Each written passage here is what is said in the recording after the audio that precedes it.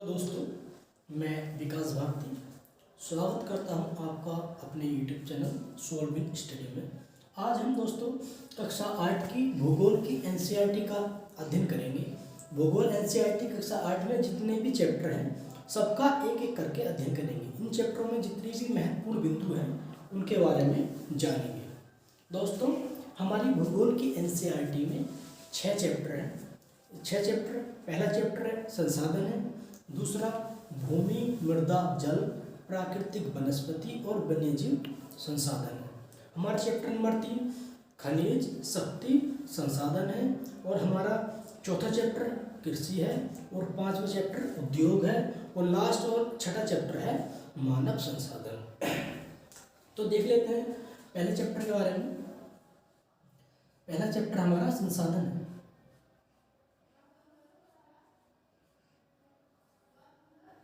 संसाधन chapter 1।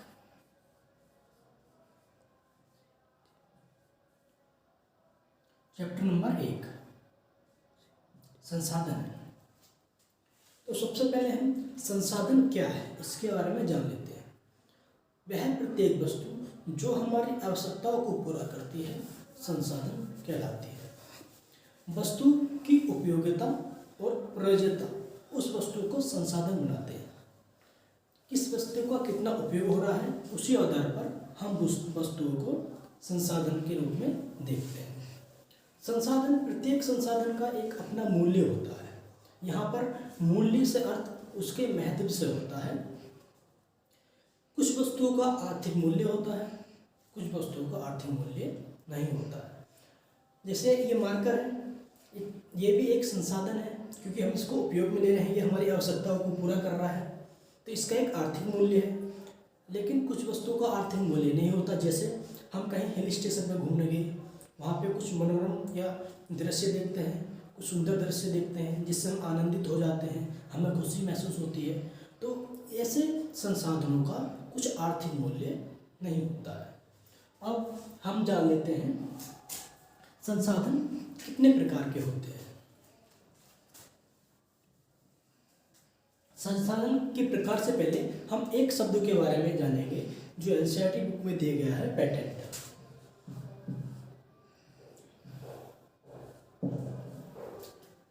Patent शब्द जो होता है,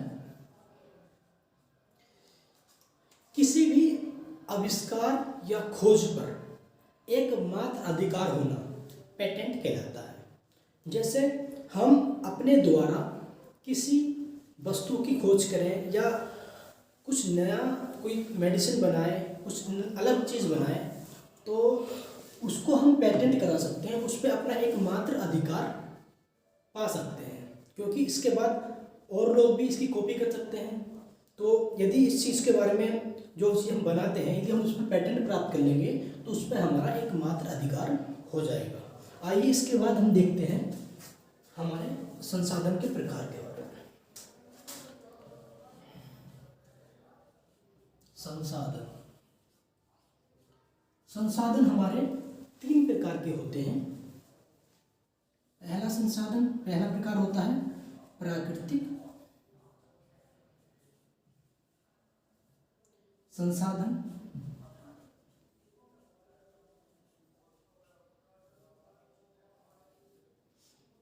दूसरा प्रकार होता है मानव निर्मित संसाधन,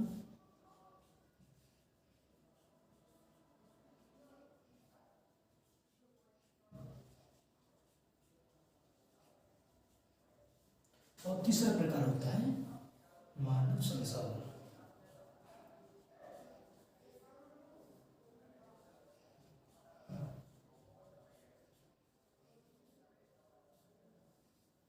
मानव संसाधन।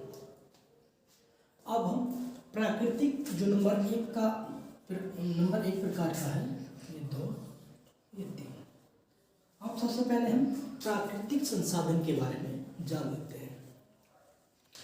प्राकृतिक संसाधन वे संसाधन होते हैं जो हमें प्रकृति से प्राप्त होते हैं और हम उनमें बिना संशोधन किए या बहुत कम संशोधन करने के बाद हम उपयोग करते हैं, वो सभी प्राकृतिक संसाधन कहलाते हैं। प्राकृतिक संसाधन भी दो प्रकार के होते हैं। एक होता है नवीकरणीय,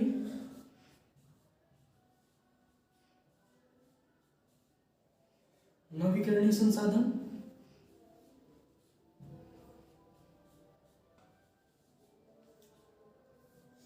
दूसरा होता है हमारा अनवीकरणीय, अनवीकरणीय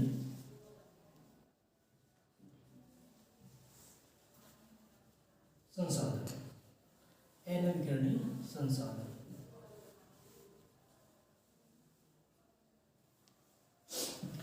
पहले जान लेते हैं नवीकरणीय संसाधन क्या होता है।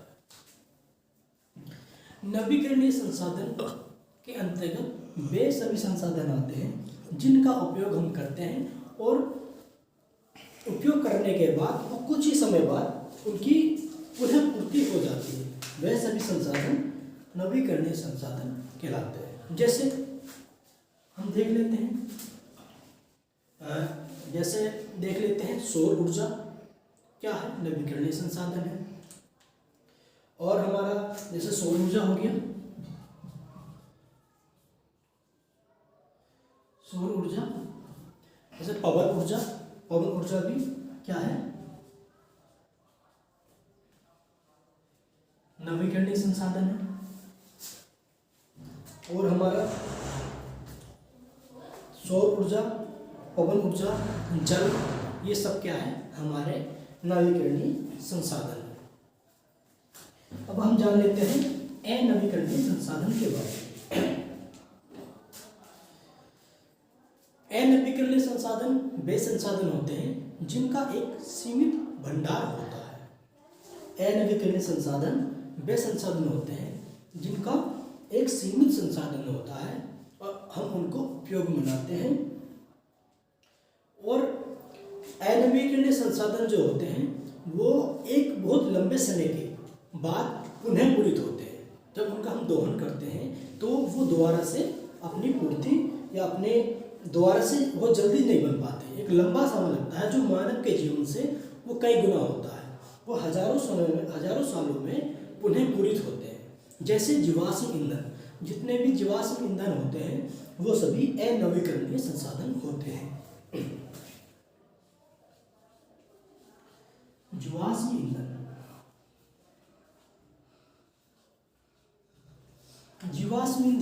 जीवाश्म ईंधन में आप जान सकते हैं क्या क्या आता है, कोयला, पेट्रोल और हमारी प्राकृतिक गैस, ये सभी जो होती है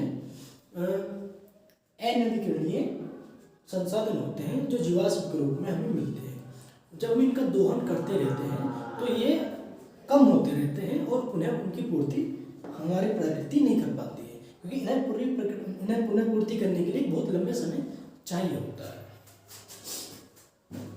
आइए अब हम अगला प्रकार देख लेते हैं, मानव निर्मित।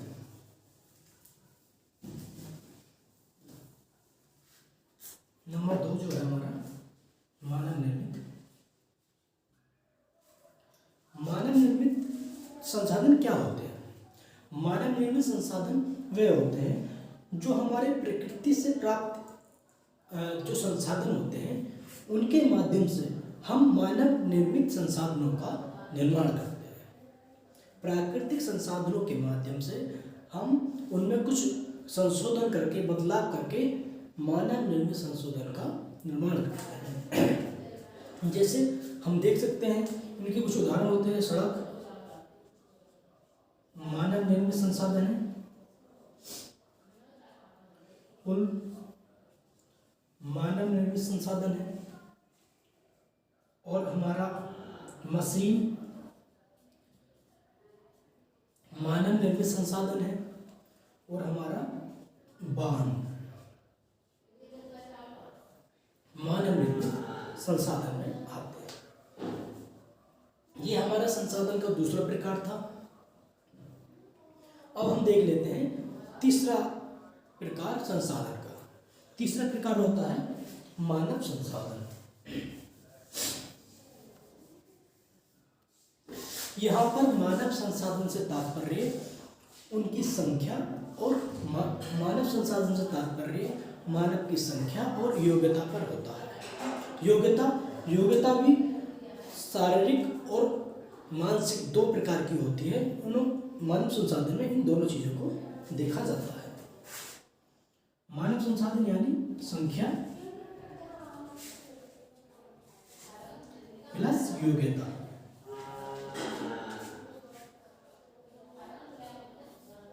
योग्यता दो प्रकार की होती है, जैसा आप हम सब जानते हैं। एक होती है मानसिक योग्यता, दूसरा होता है शारीरिक योग्यता।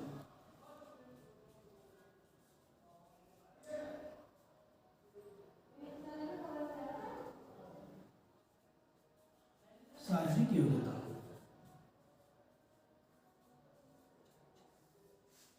ये हमारे मानव संसाधन में आते हैं। आइए अब नेक्स्ट चीज देख लेते हैं।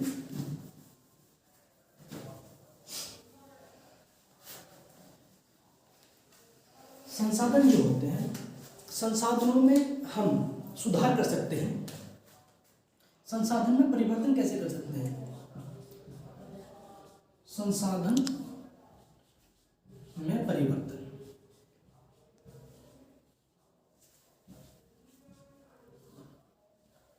संसाधन में परिवर्तन कैसे होता है, हम इस चीज को जान लेते हैं।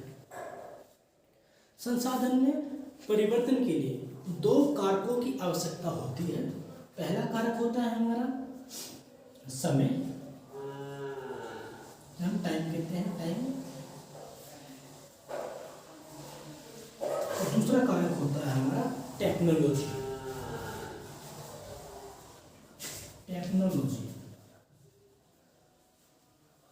जिसे हम हिंदी में प्रौद्योगिकी कहते हैं।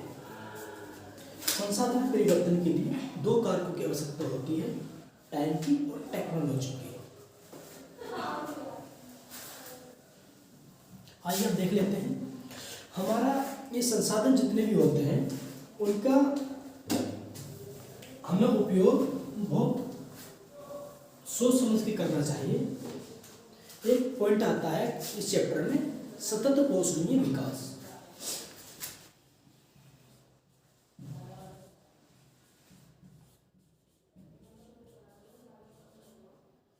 सतत पोषणीय विकास।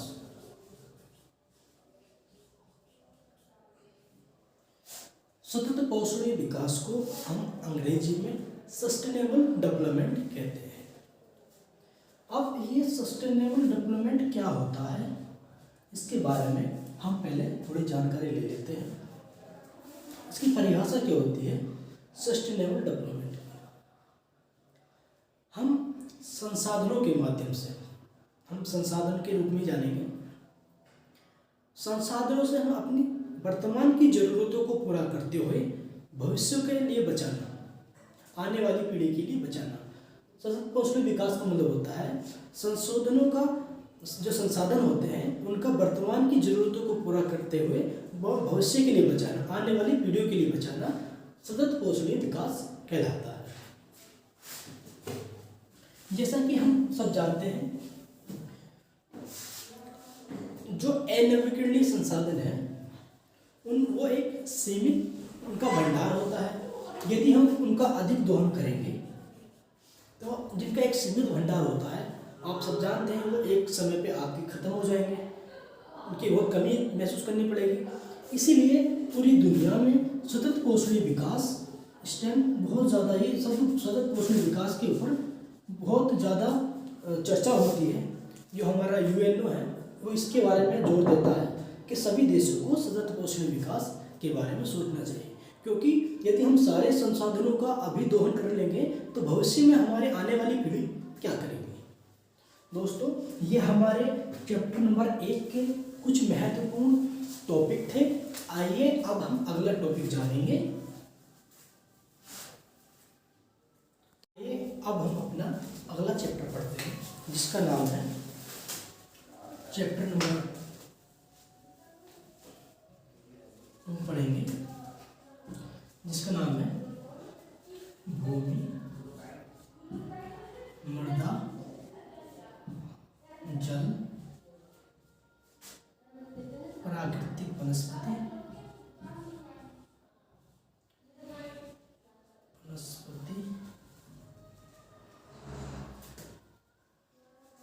प्राकृतिक वनस्पति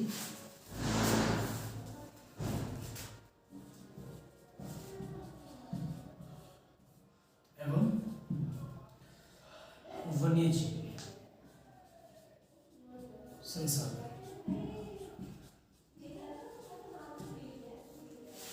हमारा चैप्टर नंबर 2 है भूमि, मृदा, जल, प्राकृतिक वनस्पति एवं वन्यजीव संसाधन। दोस्तों, अब हम इस चैप्टर के बारे में जान लेते हैं। जैसा कि हम जानते हैं कि हमारे जो दुनिया की, विश्व की 90% जनसंख्या है वो भूमि के केवल 30% भाग पर रहती है। बाकी भूमि का 70% भाग जो है या तो उस पर बहुत विरल यानी बहुत दूर दूर बसते हैं लोग, या फिर वो खाली है। जैसे हम जानते हैं हमारी पूरी पृथ्वी का 1/3 भाग ही भूमि है। हमारी पृथ्वी का 1/3 भाग ही भूमि है। अब हम जान लेते हैं जो हमारी भूमि होती है, भूमि के क्या उपयोग होते हैं। भूमि के उपयोग,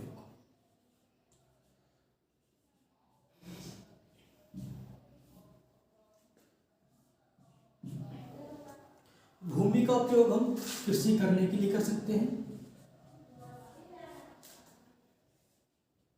दूसरा वानिकी के लिए,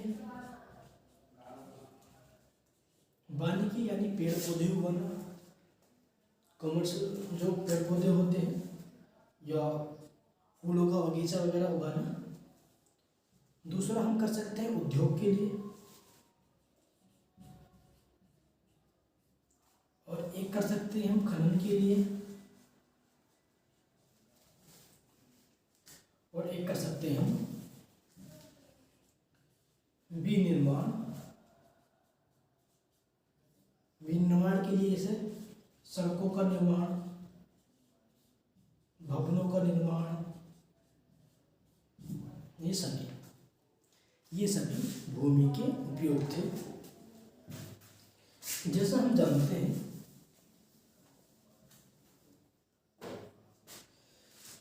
जानते हैं जितने भी हमारे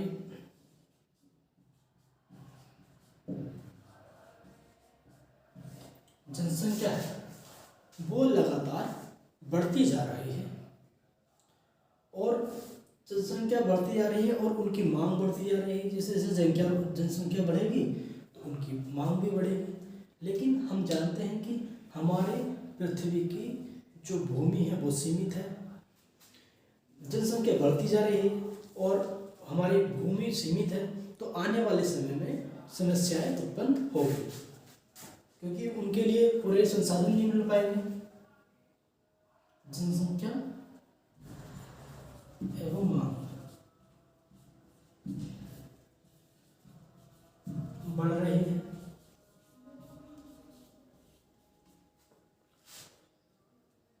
लेकिन भूमि सीमित है।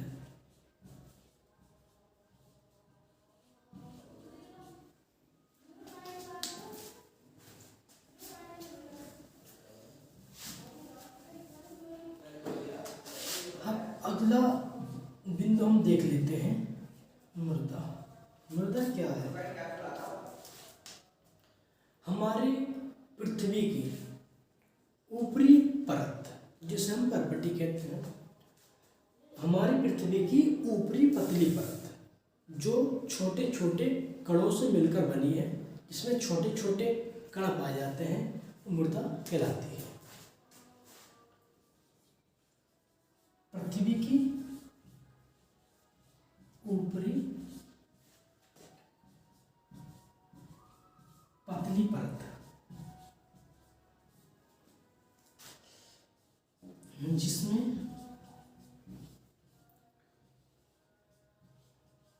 छोटे छोटे धूल के कण कह सकते हैं, छोटे छोटे कण पाए जाते हैं।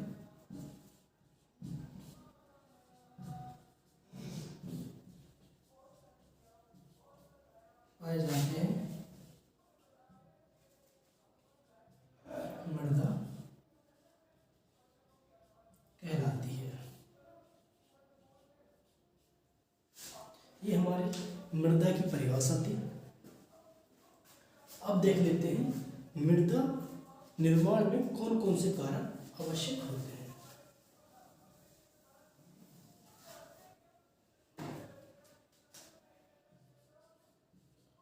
मृदा निर्माण में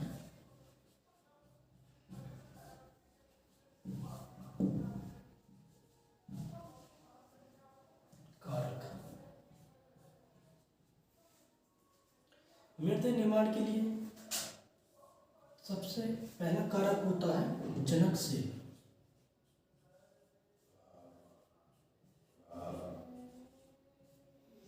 जिस सेल के अपघटन से या अपक्षय से मृदा बन रही है, एक वो भी कारक होता है। दूसरा कारक होता है जलवायु।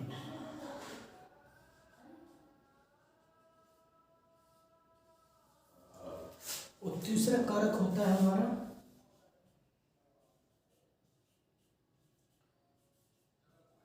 जैविक पदार्थ भी इसका एक कारक होता है। ये तीन मुख्य कारक होते हैं हमारी मृदा के निर्माण में, सेल, जनक सेल, जलवायु, जैविक पदार्थ, और एक हम कह सकते हैं स्थलाकृति।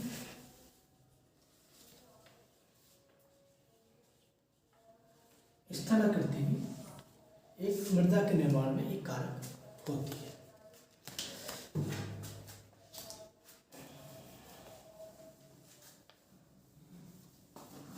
इस चैप्टर में एक शब्द आता है पारितंत्र।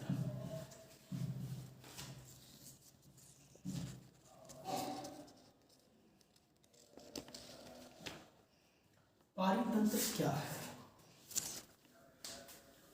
जैसा कि हम जानते हैं सभी जीव एक दूसरे से संबंधित एवं एक दूसरे पर निर्भर रहते हैं।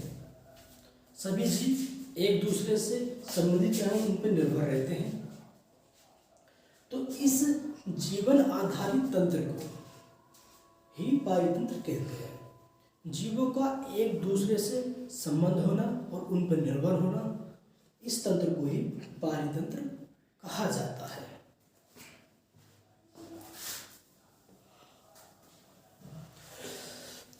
अब हम देख लेते हैं प्राकृतिक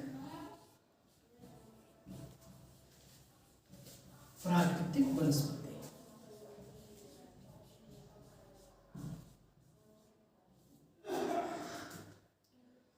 प्राकृतिक वनस्पति में कौन कौन से कारक होते हैं? किस किस प्रकार की वनस्पति प्राकृतिक वनस्पति पाई जाती है?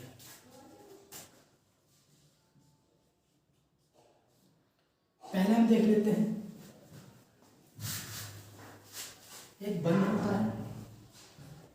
वन भी प्राकृतिक वनस्पति के अंतर्गत आता है। दूसरा हमारा घास स्थल होते हैं।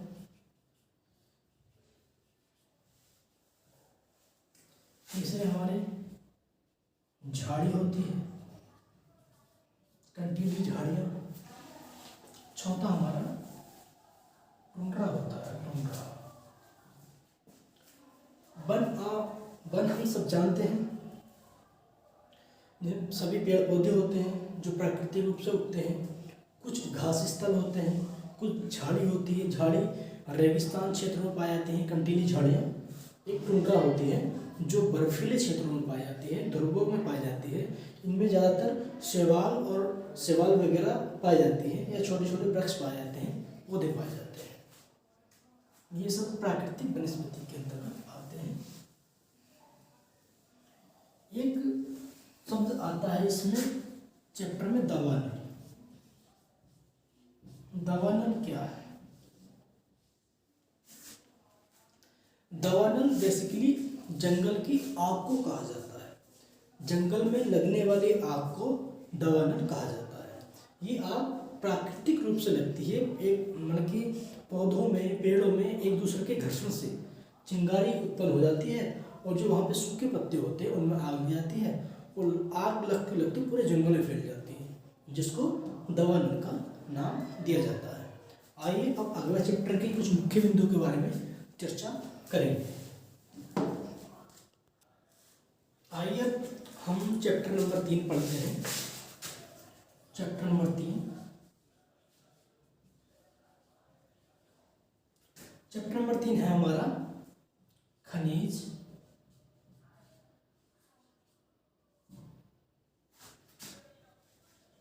और शक्ति संसाधन।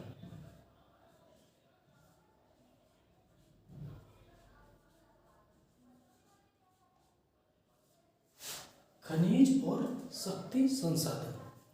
हम सबसे पहले जान लेते हैं खनिज के बारे में।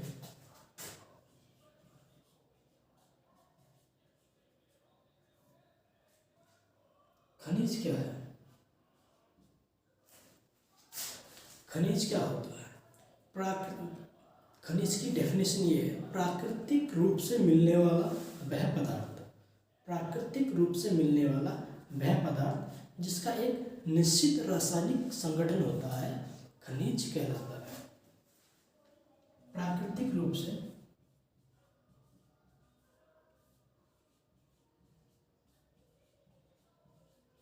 मिलने वाला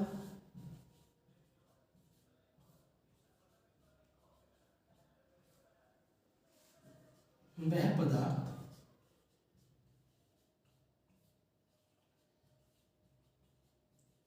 जिसका एक निश्चित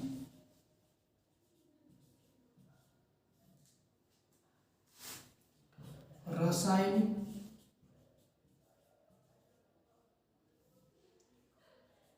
संगठन होता है,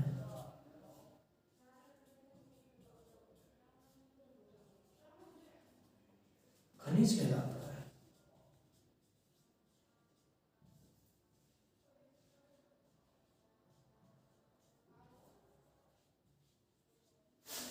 ये खनिज की परिभाषा थी।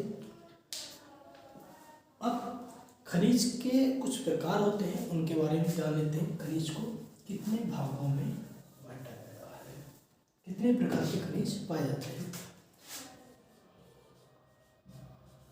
खनिज खनिज दो प्रकार के होते हैं। पहला होता है धात्विक खनिज,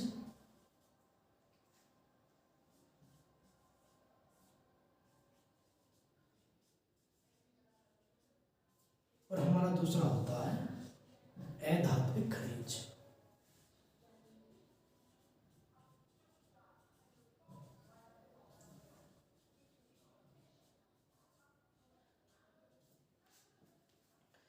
धात्विक खनिज भी दो प्रकार का होता है।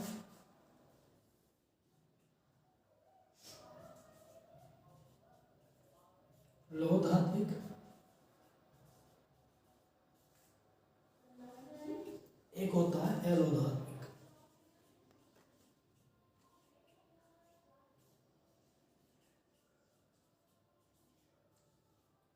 खनिज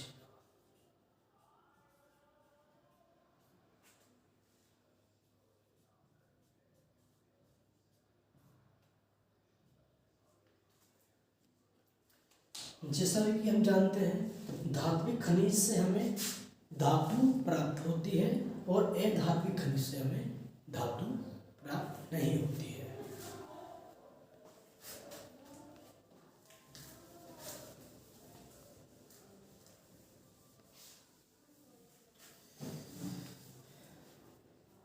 खनिज को हम कैसे प्राप्त करते हैं, उनकी कुछ विधियां होती है। उनमें से एक है खनन।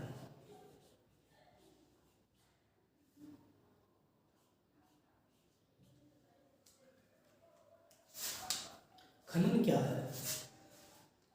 पृथ्वी के अंदर पृथ्वी के अंदर सेलों में दबे खनिज को निकालना। पृथ्वी के अंदर सेलों में दबे खनिजों को निकालना खनन कहलाता है। पृथ्वी के अंदर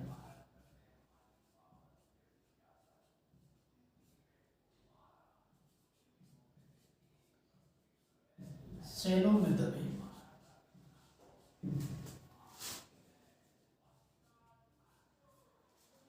खनिजों को निकालना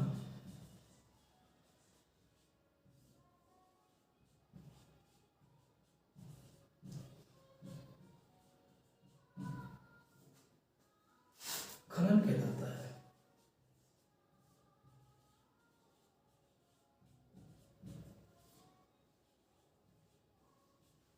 खनन कहलाता है। ये हमारा खनिज के बारे में था। अब हम जान लेते हैं हाँ शक्ति, खनिज संसाधन के बारे में हमने जान लिया। अब जान लेते हैं शक्ति संसाधन के बारे में।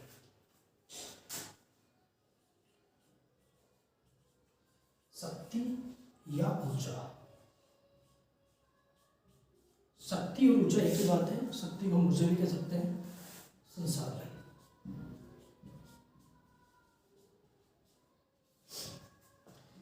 ये जो ऊर्जा संसाधन होते हैं वो दो प्रकार, दो स्रोतों से हमें प्राप्त होते हैं। दो प्रकार के होते हैं, दो तरह से हमें प्राप्त होते हैं। एक होता है परंपरागत स्रोत,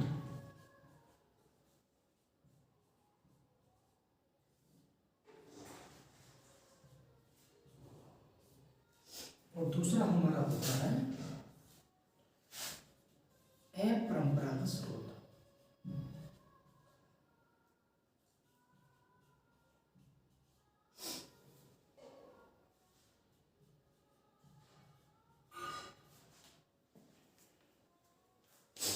परंपरागत स्रोत क्या होते हैं? परंपरागत स्रोत वो होते हैं जिनको हम लंबे समय से उपयोग करते आ रहे हैं, जिनका हम एक बहुत लंबे समय से उपयोग करते आ रहे हैं, वो परंपरागत स्रोत है। इसके अंतर्गत मुख्यतः दो चीज़ें, दो तरह की ऊर्जा हमें प्राप्त होती है। पहला होता है जिससे हमें ऊर्जा प्राप्त होती है, इसके अंदर पहला आता है ईंधन, और दूसरा होता है जीवाश्म। जीवाश्म ईंधन कह सकते हैं इसे। ये परंपरागत स्रोत हमें प्राप्त होते हैं, ईंधन और जीवाश्म ईंधन। ईंधन में हम लकड़ी वगैरह ये सब चीज़ जो हमें ऊर्जा प्रदान करती है उनको इसमें रख सकते हैं। जीवाश्म ईंधन में क्या क्या आता है? जीवाश्म ईंधन में आता है पेट्रोल,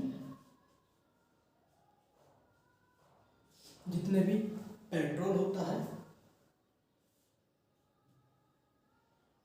कोयला होता है, और प्राकृतिक गैस।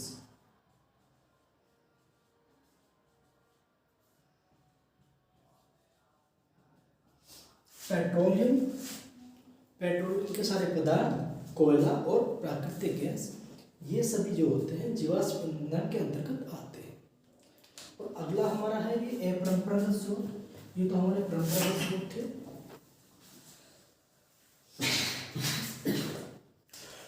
दूसरा होता है हमारा अपरंपरागत स्रोत। अपरंपरागत स्रोत के अंतर्गत हमारी सौर ऊर्जा,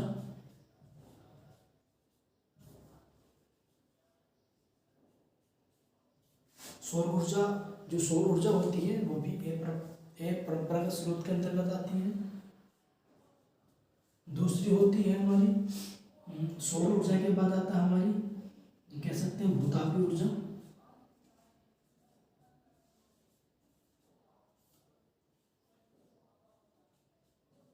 भूतापी ऊर्जा कह सकते हैं, पवन ऊर्जा।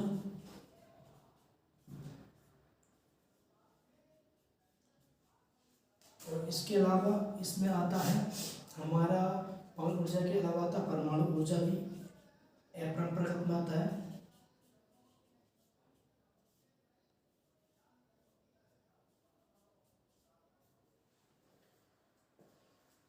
सौर ऊर्जा, भूतात्विक ऊर्जा, पवन ऊर्जा और परमाणु ऊर्जा, ये सारे के सारे। एक और होती है इसमें ज्वारीय ऊर्जा।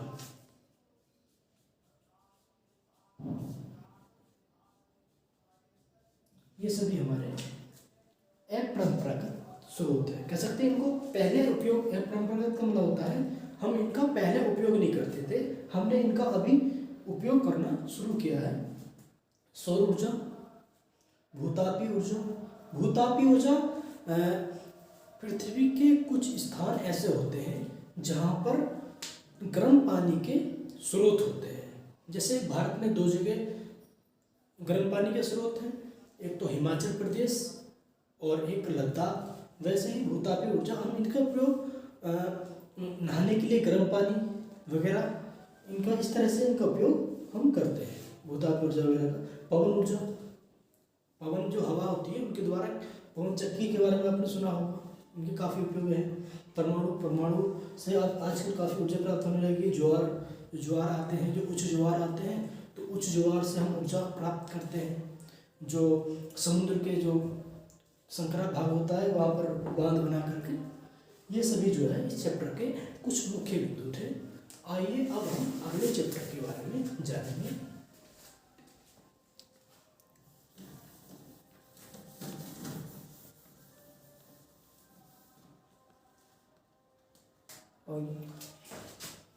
आइए अब हम चैप्टर नंबर 4 के बारे में कुछ महत्वपूर्ण जानकारी, जो महत्वपूर्ण बिंदु हैं उनके बारे में जान लेते हैं। हमारा चैप्टर नंबर 4 है, चैप्टर नंबर 4 है कृषि। कृषि के बारे में जान लेते हैं। कृषि क्या है?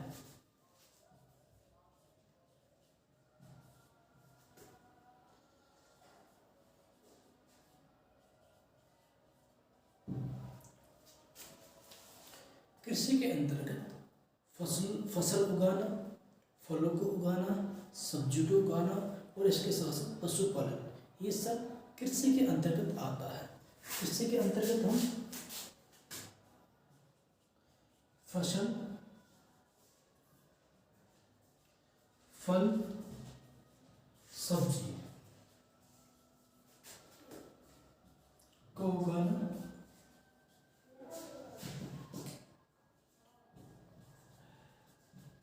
और पशुपालन,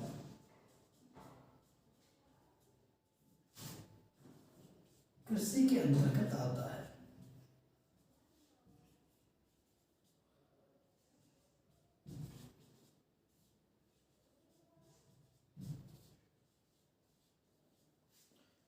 कृषि के अंतर्गत आता है। फसल, फल, सब्जी को उगाना, पशुपालन कृषि के अंतर्गत आता है। अब हम देख लेते हैं कृषि की कुछ शाखाएं होती हैं, कुछ ब्रांचेज होती हैं। जैसे एक होता है एपीकल्चर। एपीकल्चर क्या होता है? एपीकल्चर होता है मधुमक्खी पालन।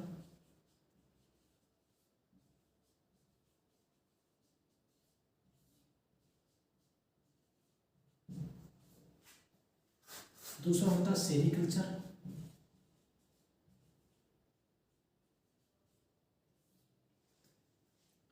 सेरीकल्चर होता है रेशम उत्पादन।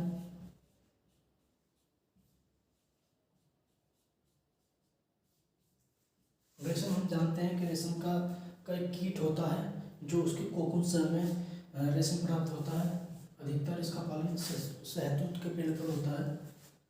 एक होता है पीसीकल्चर।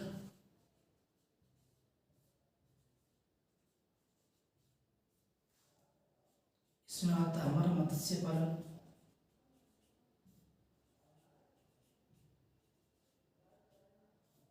मत्स्य पालन। और एक होता है हमारा बीटीकल्चर।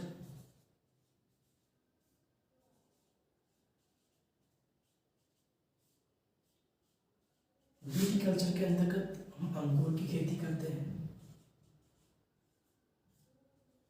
अंगूर की खेती। एक होता है हॉर्टिकल्चर,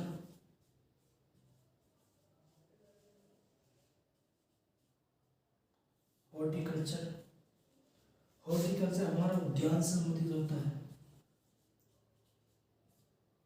उद्यान यानी सजावटी पौधे उगाना, फूलों, इसमें फूल वगैरह प्राप्त होते हैं, ये सब उद्यान हॉर्टिकल्चर के अंतर्गत आता है। आइए एक अब हम जान लेते हैं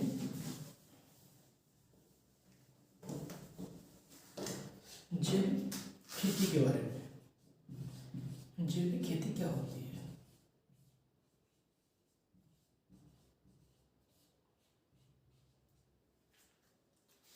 जैविक खेती के अंदर किसी भी रासायनिक खाद या कीटनाशक का उपयोग नहीं किया जाता। जैविक खेती के अंदर किसी भी रासायनिक खाद या कीटनाशक का उपयोग नहीं किया जाता। जैविक खेती में केवल सब कुछ ऑर्गेनिक, खाद भी और ऑर्गेनिक होगा, नहीं जैविक होगा, और जो कीटनाशक होते हैं वो भी ऑर्गेनिक होगा। जो जैविक खाद होता है, जैविक खाद हम जानते हैं हमारे जितने भी सब्जियों के, फलों के छिलके होते हैं, वो घर के किचन का जो कूड़ा होता है, तो वो सब के द्वारा जैविक खाद बनाया जाता है। जैविक खाद बनाया जाता है जो कि जैविक खेती में डाला जाता है। इसमें किसी भी रासायनिक खाद या कीटनाशक का उपयोग नहीं होता। अब हम देख लेते हैं कृषि के प्रकार।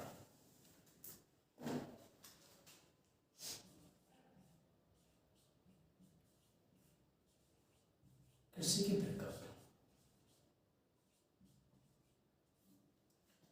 कृषि दो प्रकार की होती है। एक होती है निर्वाह कृषि, निर्वाह कृषि। कृषि क्या होता है? खेती कह दो। निर्वाह खेती ये होती है वाणिज्यिक।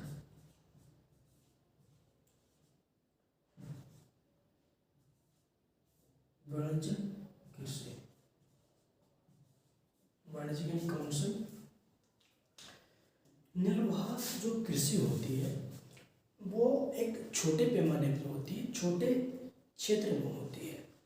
निर्वाह खेती जो होती है, जो कृषि होती है, वो हम एक छोटे क्षेत्र में करते हैं जिससे कि हम अपनी ज़रूरत को पूरा कर सकें।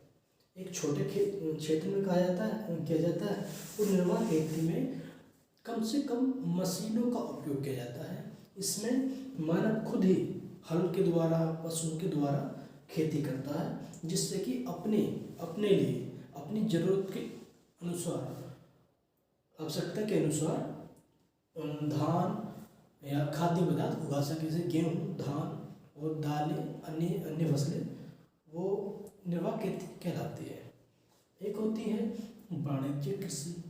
वाणिज्यिक कृषि एक बड़े पैमाने पे व्यापार के लिए की जाती है। वाणिज्यिक कृषि एक बड़े क्षेत्र पर व्यापार के लिए की जाती है। इसमें नवीनतम जितनी भी मशीनरी होती है, क्योंकि इसका क्षेत्र बहुत बड़ा होता है, व्यापार के लिए इसका उत्पादन किया जाता है, तो इसमें ज़्यादा से ज़्यादा मशीनों का उपयोग किया जाता है। इसका क्षेत्र बहुत छोटा होता है, बहुत बड़े क्षेत्र में की जाती है।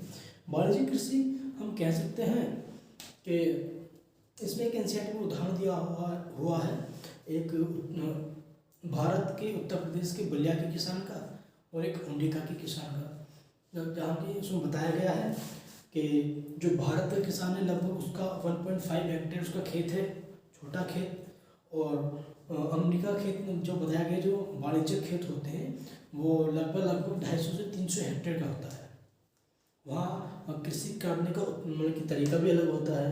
वहाँ नई नई टेक्नोलॉजी होती है, उनके माध्यम से कृषि की जाती है। इसमें एक होती है झूम खेती,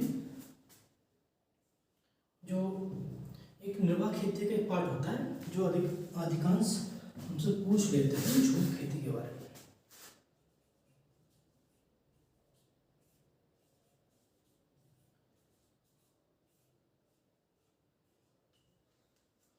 झूम खेती होती है। झूम खेती एक जो वन वाले क्षेत्र होते हैं, जहाँ पे पेड़ पौधे होते हैं, वहाँ पर वृक्षों को काट करके उनको वहाँ पे छोटे क्षेत्र में वृक्षों को काट करके वहाँ पे उनको जला दिया जाता है। और जो जब वृक्ष वगैरह जल जाते हैं तो उनकी राख उस क्षेत्र में खाद का काम करती है।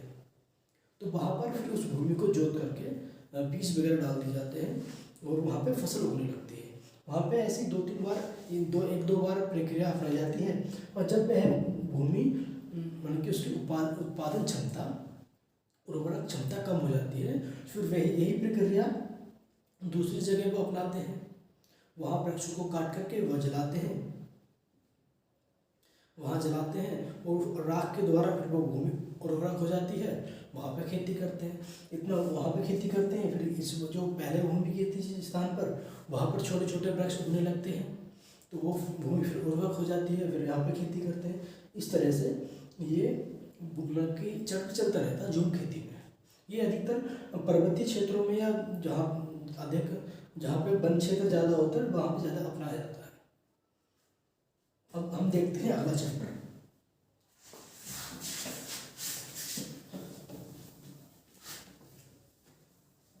अब अगले चैप्टर के बारे में पढ़ेंगे।